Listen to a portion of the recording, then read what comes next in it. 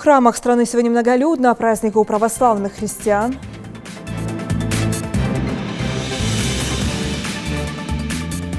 $300 миллионов на развитие здравоохранения Ингушетии. Распоряжение премьера правительства России.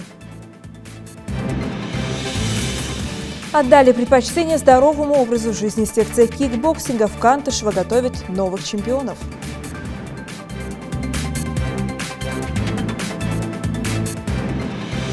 Приветствую, в эфире новости.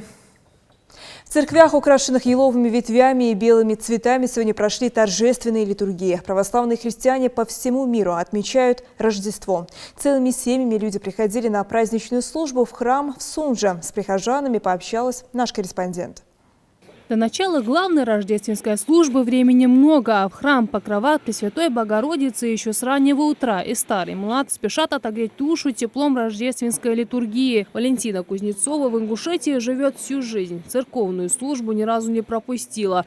Да и возможно ли в такой праздник усидеть дома? 6-е был сочельник. Это день такой вот радостный перед Рождеством. Мы готовимся, чтобы прийти в храм и помолиться за всех родных, близких, за нашу Россию, чтобы был у нас мир, благополучие. Рождественская литургия по приходу в мир Христа традиционно начинается в полночь 6 января и продолжается в течение всего дня 7-го. В Сунжинский храм Покрова Пресвятой Богородицы прихожане спешат, чтобы помолиться вместе. Уже много лет святым пристанищем он стал и для Василия Светличного. Именно в Рождество, как он считает, храм приобретает еще значимый вид с горящими свечами и более ясным запахом ладана. В эти дни думаешь о том, что ты не вечен на этой земле, ты бренен. И самое главное, я уже высказал, что думай, каждый день думай о смерти. Но как это было сказано, делай все так, как будто у тебя впереди тысячелетие, а веди себя так, как будто завтра помрешь. То есть каждый день думай о том, что можешь умереть и не успеть перед Всевышним предстать, как говорится, как надо. Рождество Христово – один из главных христианских праздников, и церковные службы в этот день удивительно красивые. По традиции предстоятели, священники облачаются в золотые и белые одежды, а центр храма украшает икона с библейским сюжетом. Он обрамлен еловыми ветками, чья зелень символизирует вечную жизнь. Венчает службу колокольный звон. Он возвещает о светлом празднике. Плечом к плечу десятки людей. Сплетясь в один голос, они повторяют за батюшкой строки из различных ветхозаветных пророчеств и событий, относящихся к рождению младенца. Все праздничные песнопения, весь ход службы готовят прихожан к принятию тайны Боговоплощения. Ходим в церковь, проходим это дома, естественно, накрываем столы, приглашаем близких. Вообще-то по обычаю, значит, вчера вечером, в то вечернее время, после заката солнца мы должны, принести кутью. Это готовится такое сладкое блюдо, и мы должны проведать там соседей, больных людей, поздравить их и близких своих, старших своих, всех. Дети приходят, близкие, все поздравляют. Такой вот ритуал делается. К Рождеству православные христиане стали готовиться еще месяц назад. 40 дней они соблюдали пост, воздерживались не только от еды, но и от развлечений. Все это время люди готовятся к исповеди и причастию и ждут рождественскую трапезу. Пост у нас по сравнению с мусульманами намного легче. Мы искушаем все растительного происхождения, животного происхождения.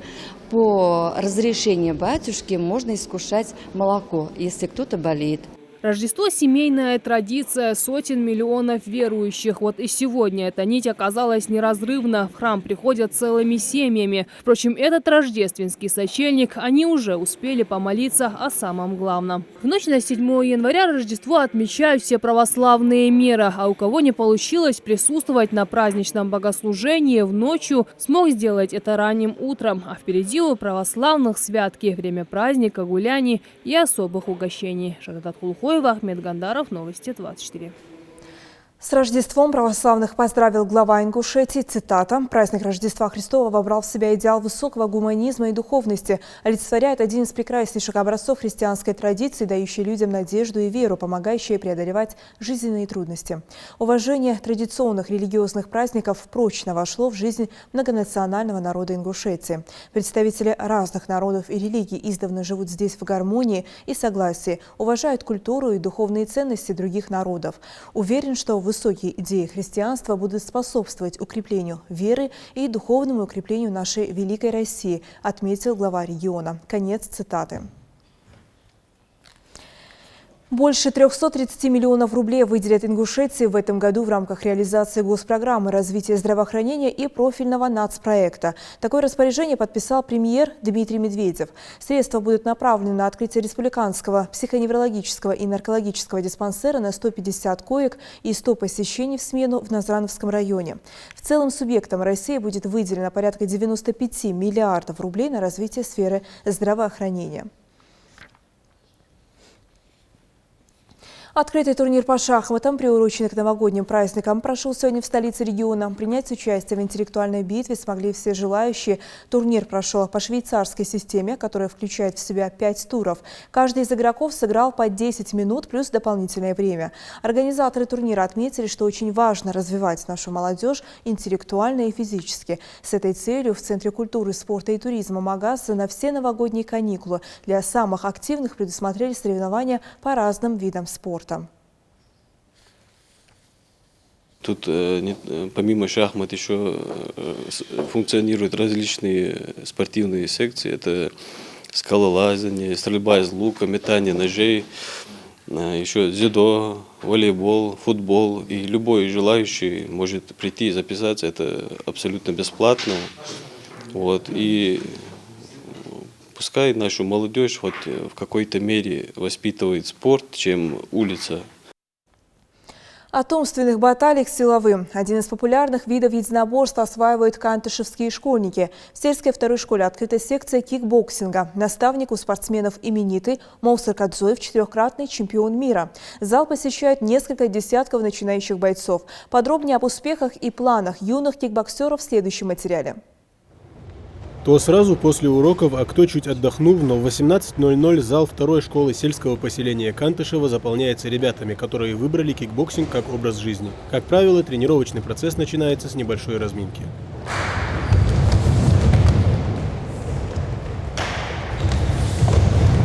В переводе с английского на русский кикбоксинг означает поединок руками и ногами, что соответствует этому виду борьбы, как на средней, так и на дальней дистанции. В процессе задействованы руки и ноги, которым разрешается бить, не сдерживая сил. Секция кикбоксинга в сельском поселении Кантышева действует уже достаточно долгое время. Место проведения тренировок для этих ребят абсолютно не играет роли. Самое важное – грамотный тренер и ответственный подход к делу. Я посещаю 4 месяца, тренировки хорошие. Сначала было легче, потом чуть-чуть посложнее стало. Мы на тренировках работаем над ударкой, хорошо развиваем выносливость. Сначала мы бегаем минут 30, уделяем бегу по тренировке. Потом работаем над ударкой, а потом в конце уже устраиваем спарринг.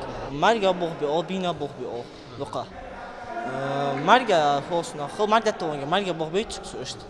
Аслан ди холсна нормально. Эггер халадохан тренировки чхан футху. Цака хамда хала. Сдушая хадука дали. В этом зале тренируются как новички, так и уже выигрывавшие престижные соревнования любители. Основная цель этих ребят – побеждать в каждом турнире, на который их отправит тренер. Результатом упорных тренировок станет триумф на окружном или всероссийском турнире. Чемпионат России ханосу. Кубок России хавусу, чемпионат России, третий хавусу. По-разному тренировок живу. Ну, грузчик бог, спарринг живу, отработки, физический подготовки живу. Разные типы. Моусар Кадзоев после завершения карьеры профессионального спортсмена решил передавать свой опыт подрастающим кикбоксерам. Выбор оказался очень удачным, и несмотря на некоторые трудности, работа продвигается хорошо.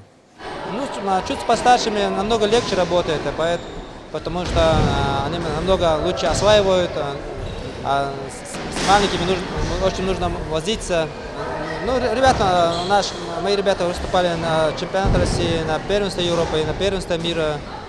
Есть ребята, которые становились призерами, чемпионами первенства мира, Европы и чемпионами России. Кикбоксинг по праву является одним из самых популярных видов спорта в нашей республике. В первую очередь из-за зрелищности. Вписать свои имена в историю ингушского спорта – вот задача подрастающих бойцов. Тамерлан Хунхоев, Магомед Майсигов, Новости 24. В 2020 году в регионе планируется ликвидация еще одной свалки в рамках национального проекта «Экология». Речь идет о мусорном полигоне в Малгобеке, расположенном в 300 метрах от ближайших жилых кварталов. Свалка включена в государственный реестр объектов накопленного вреда окружающей среде. На сегодняшний день по проекту уже ликвидированы 2 крупные свалки в Назране и сельском поселении Нестеровское. А в Зайцево-Юрте ждут решения главной проблемы села – перебои в водоснабжении. И в этом вопросе ожидается прогресс. Что касается социальной сферы, появление новых объектов позволило качественно улучшить жизнь сельчан. О переменах, достигнутых и ожидаемых, расскажет Зухра Дугиева. Благоустройство сельских территорий – одна из приоритетных задач. Сейчас очередь дошла и до сельского поселения Зайцево-Юрт Малгобекского района. Строительство детского сада здесь начали еще в 2013 году. Из-за отсутствия финансирования этот объект превратился в долгострой. И только недавно строительные работы возобновились. Сельское поселение нуждалось в садике. Здесь дошкольных детей около 600 человек, поэтому нехватка дошкольных учреждений, отсутствие дошкольных учреждений сказывалось. Но сейчас данный садик был заложен лет 5 назад, но строить начали только летом этого года. Ну, подрядчик рассчитывает сдать данный садик, сдать этот объект в конце февраля 2020 года. В основном кладка ведется, освоена, процентов 40 работ сделано. Жители села в любое свободное время приходят сюда понаблюдать за ходом строительства. Они с нетерпением ждут окончания и ввода в эксплуатацию первого и единственного дошкольного учреждения в их селе. Я в этом селе уже живу лет 15, наверное, даже больше. То, что садик строится, очень довольны. Они работают чистой совестью. Даже бывало время, что до самого утра работают, без перерыва. Вот одни отдыхают, как будто и вторые работают. Всего в селе около 600 детей дошкольного возраста. Но этот детский сад может вместить только 220 детей. Соответственно, необходимо строительство еще одного. И это, по словам главы администрации населенного пункта, лишь вопрос времени. Из объектов социального значения на территории функционирует общеобразовательная школа, амбулатория, дом культуры и детско-юношеская спортивная школа. Дом культуры по федеральной целевой программе «Культура России» здесь появился в 2018 году и с тех пор ведет активную работу. У сельских детей есть прекрасная возможность проводить свой досуг. Функционирует в ДК несколько кружков – музыкальное, творческого объединения и литературное. В планах у руководителя после Нового года запустить еще один кружок декора. Узнала, как нужно сушить цветы, при какой температуре, в зависимости от цветов. Вот, допустим, у нас розы, да, вот эти розы высушены вот на этой вот вешалке, вот в таком вертикальном положении, и только тогда они будут вот такие вот бутончиками. То есть, есть такие всякие хитрости, тонкости, с которыми они поделились. Вот сейчас я их применяла. Я думаю, девочки с удовольствием будут приходить сюда. Действует здесь и Центр патриотического воспитания молодежи «Терский хребет». В нем же создан музей, где собраны экспонаты, найденные поисковиками отряда «Малгобек». На самом деле очень интересная тут экспозиция. И даже вот у нас были поисковики из соседних республик, вот в частности из Кабардино-Балкарии, из Нальчика приезжал целый отряд поисковой, которые заметили, что вот эти артефакты очень дорогие. И даже удивительно, что тот, кто их обнаружил, принес их сюда. Также, к сведению жителей республики, руководством Дома культуры запущен мобильный пункт «Поисковое движение России в Республике Ингушетия» по приему заявлений от родственников защитников Отечества, без вести пропавших в годы Великой Отечественной войны 1941 по 1945 годов.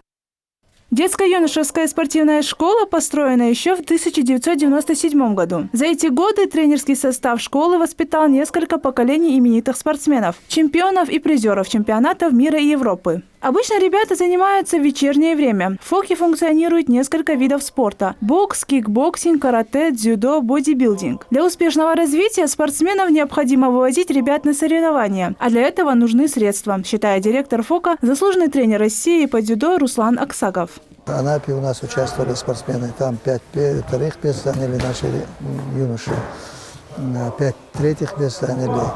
Перед этим неделю назад они участвовали в Али-Юрте, открытие первенства республики был по самбо. Там у нас 17 первых мест, 17 вторых и 19 третьих мест.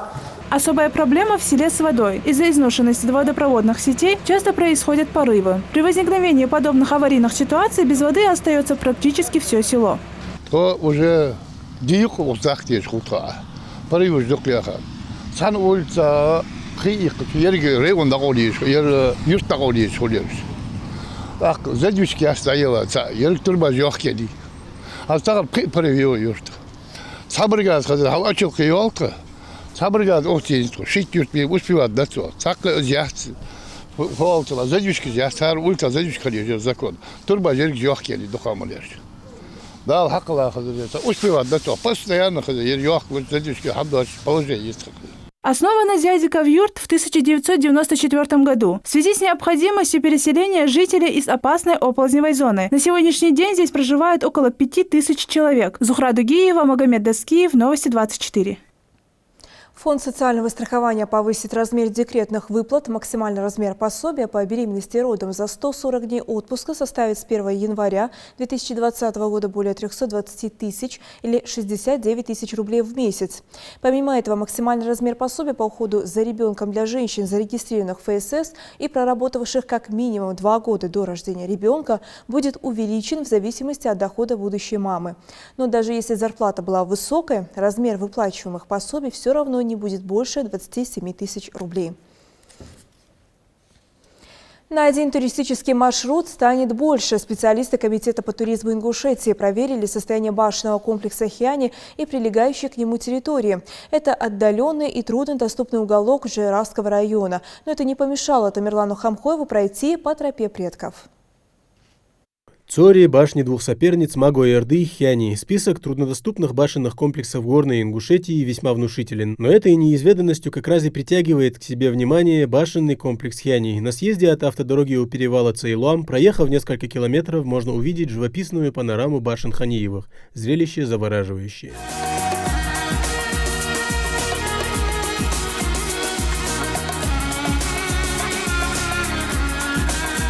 Территория Хиани начинается от большого камня, который встречает путников наверху, рядом с гравийной дорогой. Такие камни, как правило, устанавливались на границе каждого башенного поселения и давали понять гостям, где начинается чужая территория. Вот эти камни встречаются очень часто среди других поселений, башенных комплексов. Вот эти камни уже по предварительным данным уже утверждаются, что они были уже для уточнения границы.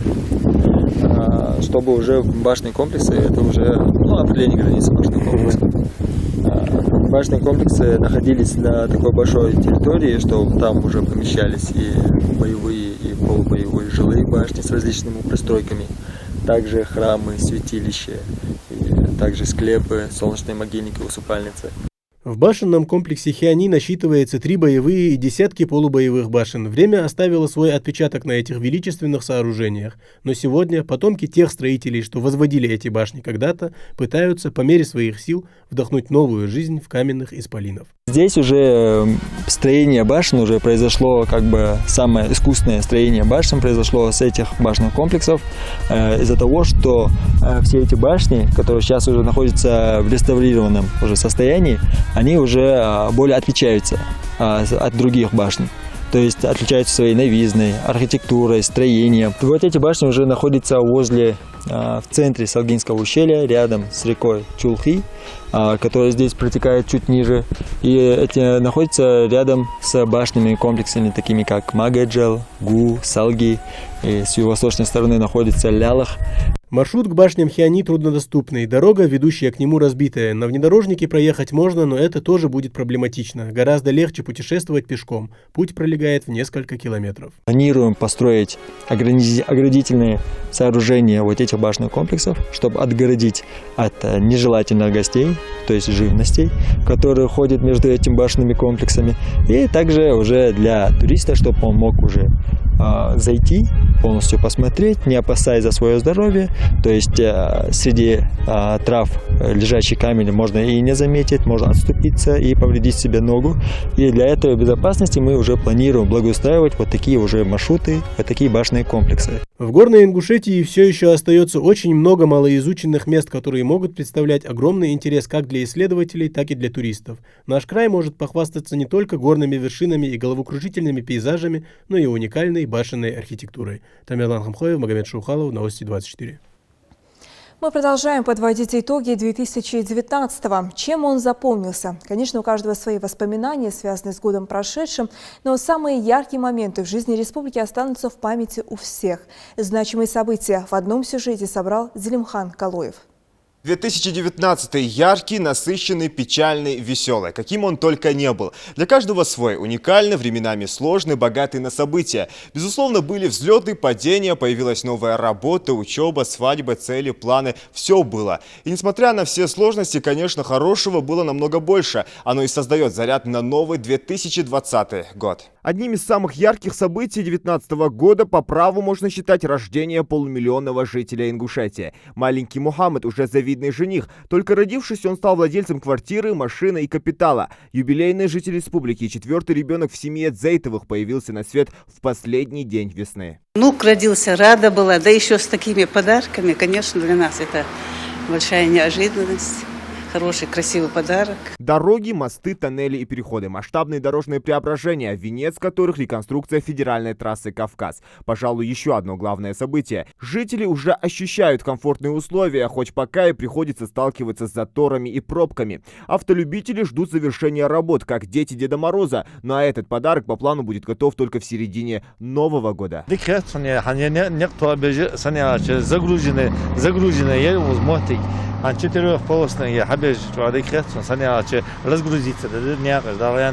А вот Патимат Тумгоева, учитель истории и обществознания, каждое достижение республики, успехи в учебе детей расценивает как достижение в личной жизни. 2019 год для нее прошел стабильно и спокойно. Вообще 2019 год, он такой хороший год был, такой интересный был. Вроде никаких проблем у меня в 2019 году особых не было. Все, за что бралась, кончалось такими вот хорошие результаты были. У меня, в общем, будь Олимпиада, пожалуйста, призеры. Тут мероприятие, вы меня наградили. Ну, как говорится, в конкурсах участвовала разных. Ну, на работе были какие-то успехи, в семье благополучие. В республике вроде бы все налаживается. Хочу, чтобы и дальше, в 2020 году, чтобы только хорошие у нас новости были. Чтобы вы нас тоже радовали хорошими новостями. В жизни каждого человека за этот год, который пролетел незаметно, произошли изменения. К примеру, солистка культурно-технического центра Магаса Фатима Мизиева успела попробовать свои силы на российской арене. Она приняла участие в вокальном конкурсе «Новая звезда». Волнения были, конечно, но со мной были рядом мои друзья, которые меня поддерживали всяким образом. И могу сказать, что я выступила достойно, потому что все были довольны. Старый год унес вместе с собой ряби и помехи, а новый принес идеальное качество картинки, звука и 20 доступных каналов. Ингушетия вместе со всей страной перешла от аналога к цифре. Для Молотхан Цичоева это стало одним из радостных событий. Более 30 лет немой синий экран в тандеме с нечеткой картинкой и хрипотцой буквально испытывали нервы на прочность. Без проблем. Ой, это радость.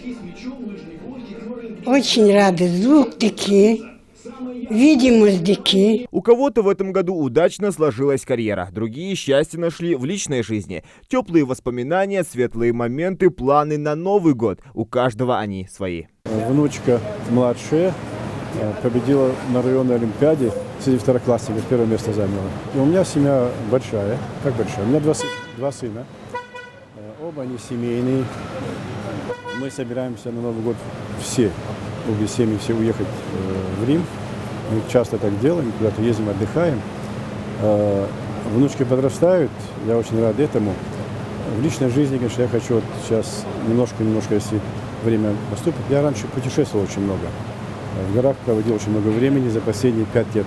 Я там только один раз был, но планирую, чтобы, если будет возможность, каждую неделю, 2 дня в горы. Год стал очень насыщенным творчески. Я, так скажем, стал художественным руководителем Государственной филармонии. Вот мне выпала такая огромная честь по инициативе руководителя нашего. Я стал художественным руководителем. Сегодня очень много проектов мы провели и мы планируем провести. Я бы хотел, чтобы уходящий год оставил все самое плохое позади, а самое главное, чтобы самое светлое, самое правильное, самое то, что мы должны стремиться в этой жизни. Поверьте, жизнь, она настолько быстро утекает, да, что мы порой не успеваем ничего. Но чтобы мы успели все это сделать, нам нужно успокоиться, нам нужно верить прежде всего в великого Творца, который создал нам абсолютно все условия. Дай Аллах, чтобы ни один ребенок не болел, ни взрослый, потому что вот именно здоровье, беречь свое здоровье, это самое главное. Вы знаете, наверное, событий было несколько, но самое лучшее, я считаю, и для меня, и для всей республики событие, которое произошло и продолжается до сих пор в нашей республике, это благоустройство нашей федеральной трассы. Мы очень рады этому, я тоже, потому что нам действительно это было необходимо. У меня дети поступили, дочка в магистратуру, сын на бакалавриат. Наверное, это самое дорогое, наверное, для меня лично. Потому что это очень важно. Наше счастье – это наши дети. Вот уж для кого цели и желания на Новый год практически не отличаются от уже загаданных ранее. Для спортсменов это всегда еще не покоренные международные и мировые спорт-арены. Ведь им всегда есть к чему стремиться. А бороться в прямом смысле слова за свою мечту они умеют как никто другой. Этот год прошел отлично. Алхамдулиллах. Я выполнил свои цели. Хотим на России, допустим, становиться первыми. Первый, второй, третий – это хорошо. Но надо стать чемпионом, допустим, в своей весовой категории, своим возрастом. Это надо стать чемпионом.